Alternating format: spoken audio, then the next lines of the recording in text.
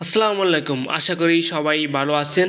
আজকে আপনাদের জন্য নিয়ে এসেছি একটি গুরুত্বপূর্ণ এবং খুবই ইন্টারেস্টিং তথ্য।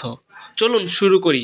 আমরা যখন ছোটবেলায় বাংলা সিনেমা দেখতাম রেল লাইনের মধ্যে কারো পা আটকে গেছে, আর তখন আমাদের মনে প্রশ্ন আসতো, রেল লাইন তো সোজা চলে গেছে নির্দিষ্ট গন্তব্য পর্যন্ত, তাহলে পা আটকে যায় কিভাবে?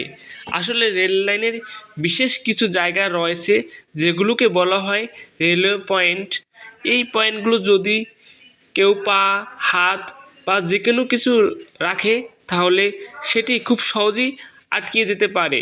এই পয়েন্টগুলোর মাধ্যমেই একটি ট্রেনকে এক লাইন থেকে অন্য লাইনে পরিবর্তন করা হয়, যাতে ট্রেন তার নির্দিষ্ট গন্তব্য পর্যন্ত নিরাপদ ও সহজে চলাচল করতে পারে।